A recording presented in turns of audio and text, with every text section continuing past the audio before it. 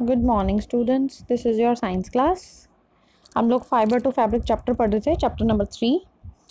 हमारा टॉपिक क्या स्टार्ट करना है आज हम लोगों ने? प्रोसेसिंग फाइबर्स फ्रॉम वूल। हम लोग ये देख रहे थे कि वूल हमें कहाँ से मिल रही थी, शीप वगैरह से मिलती थी, और काफ़ी सारे एनिमल्स और भी थे जिनसे हमें शीप मिलती थी, वूल मिलती थी।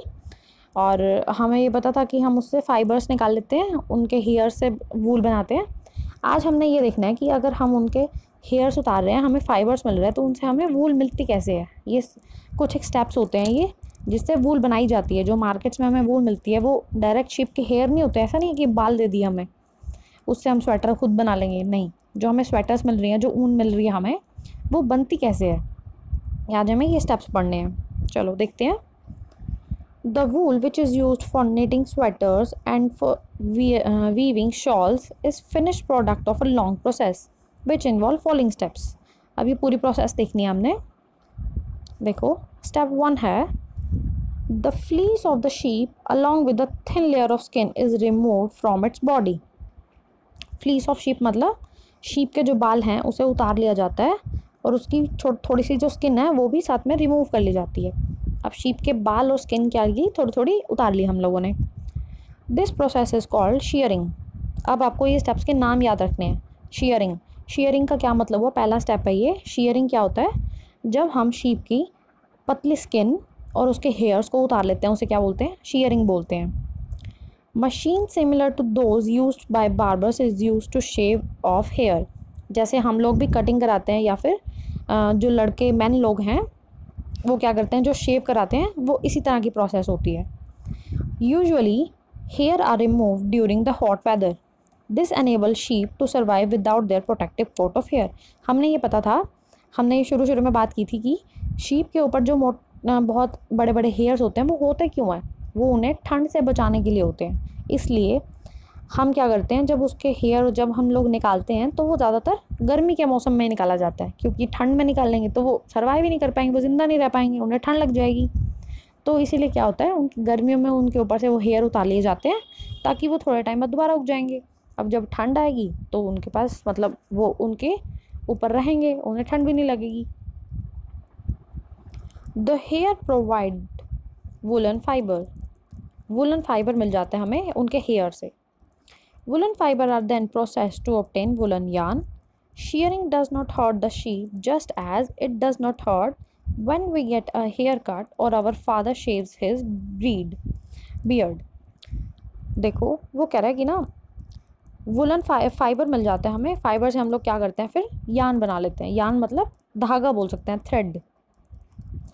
अब एक चीज़ माइंड में आएगी कि जब हम उनके हेयर उतारते हैं, उनकी स्किन भी उतर जाती है, तो क्या उन्हें दर्द नहीं होता? वो उनको मतलब चोट नहीं लगती? नहीं, ऐसा नहीं होता। जैसे कि मान लो अगर हम लोग भी कटिंग कराते हैं, या हमारे फादर्स हैं जो वो शेव करते हैं, तो उनको भी हर्ट नहीं होता। तो वो क्या करते हैं, ऊपर ऊपर की जो स्किन है वो निकल जाती है, बस उनके हेयर भी निकल जाते हैं और उनकी हल्की हल्की से स्किन निकल जाती है, उन्हें हर्ट नहीं होता। Do you know why the upper most layer of the skin is dead? जो अपर मोस्ट लेयर होती है स्किन की, हम जैसे हम हो गए वैसे ही उनकी भी स्किन, ऊपर की जो थोड़ी सी लेयर होती है ना स्किन की, वो क्या होती है? डेड होती है। अगर वो निकल जाए तो भी हमें पता नहीं लगता। Also the hair of sheep grown again just as your hair does.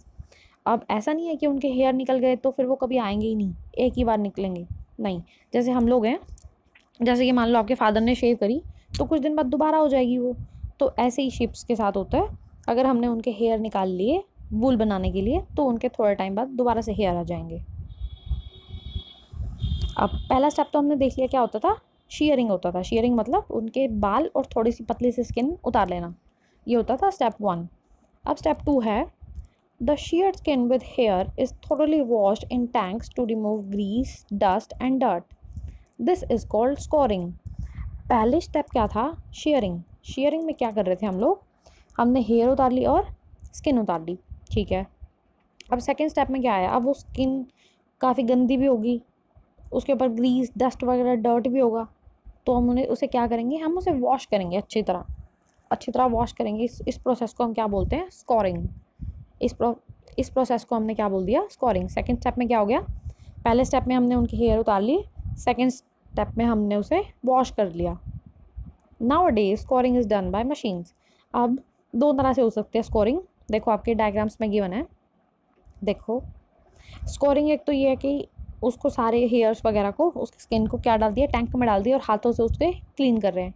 या फिर स्कोरिंग ये भी होती है, देखो ये मशीन से भी होती है, उन्हें मशीन्स में डाल दिया और अपने आप वॉश हो रहे हैं। वो दो तरह से होती है स्कोरिंग, हैंडमेड भी होती है और मशीन्स के साथ भी होती है। ठीक है, अब हमने 2 स्टेप पढ़ लिए, शेयरिंग एंड स्कोरिंग।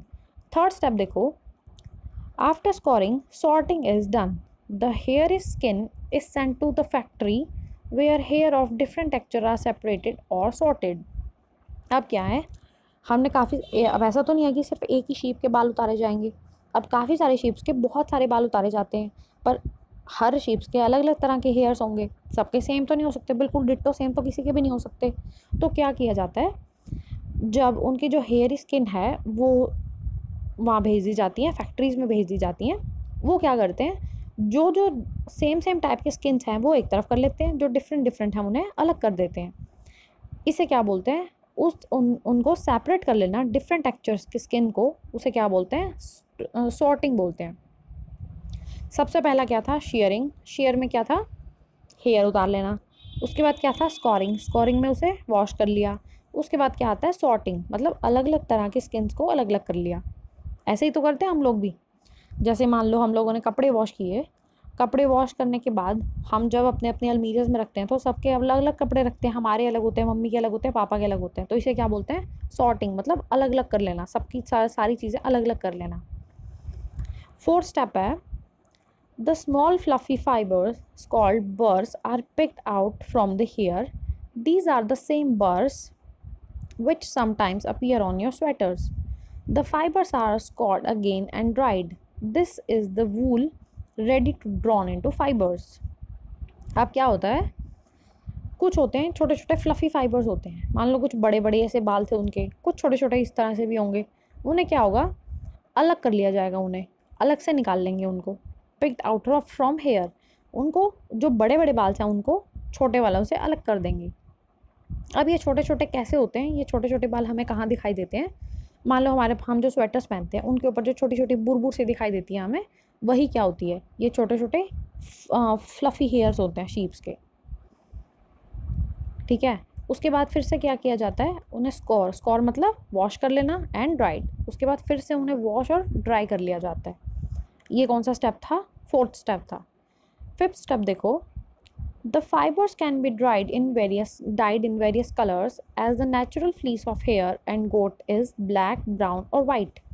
अब क्या करते हैं, जो फाइबर्स बन गए उनको क्या करते हैं, अलग अलग कलर्स में डाई कर देंगे, अलग अलग कलर्स बना लेंगे, जिस भी कलर की, जैसे हम लोग स्वेटर्स काफ़ी सारे कलर्स की होती हैं हमारी, पर जो नेचुरल हेयर होते हैं गोट या शीप के, वो किस किस तरह के होते हैं, ब्लैक, ब्राउन, वाइट, इस तरह के होते हैं उनकी स्किन, तो उनके हेयर इन कलर्स के होते हैं।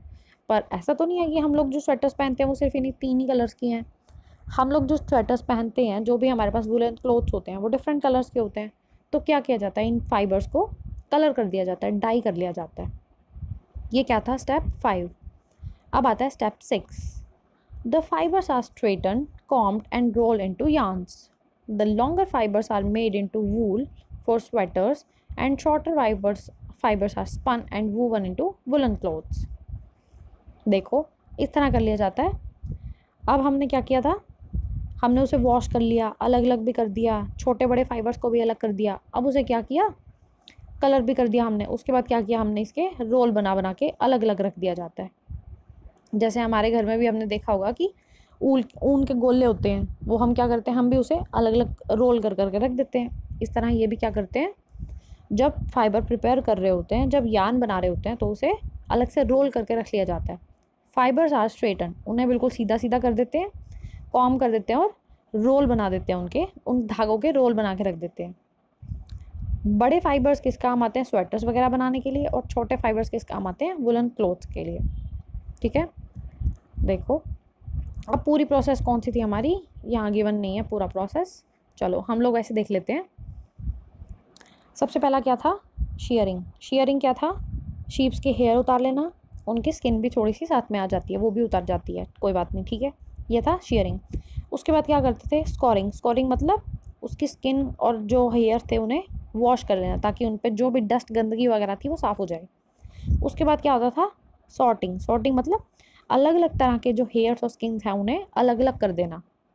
और उसके बाद क्या आता था, शॉर्ट और लॉन्ग फाइबर्स को अलग अलग कर देते थे। फोर्थ स्टेप कौन सा होता था, स्मॉल और लार्ज फाइबर्स को अलग अलग कर देते थे। फिफ्थ स्टेप क्या था, उन हेयर्स को, उन जो फाइबर्स हैं उनको क्या करते थे, डाई कर लेते थे।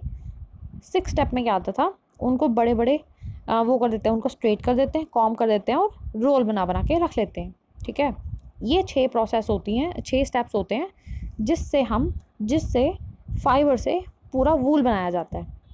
ठीक है, समझ गए ना कि उनके हेयर से फिर वूल कैसे बना। चलो आज इतना ही करेंगे, ये पूरी प्रोसेस आप लोगों ने समझ लिया है।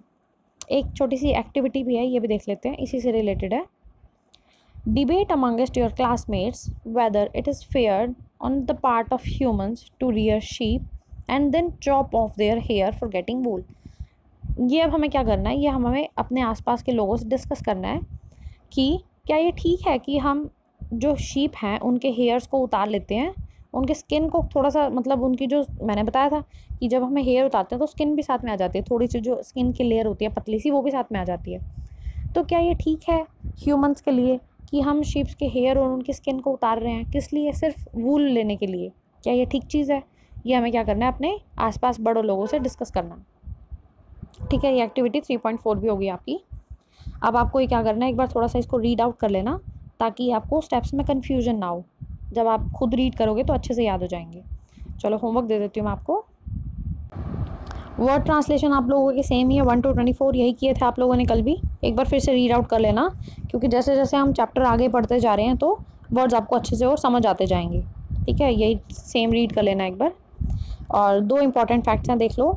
स्कोरिंग और सॉर्टिंग, ये वैसे मैंने आपको भी समझा ही दिए हैं, फिर भी एक बार देख लो। स्कोरिंग क्या होता था, the process of washing sheared skin to remove grease dust and dirt, उसे वॉश कर लेना, ये स्कोरिंग था। सॉर्टिंग क्या था, सेपरेट कर लेना। The process of separating different texture of here is called sorting. ठीक है, ये मैंने आपको काफ़ी अच्छे से समझा दिया, एक बार रीड आउट कर लोगे ना तो ज़्यादा अच्छे से समझ आ जाएगा। चलो इतना ही करेंगे आज, थैंक यू।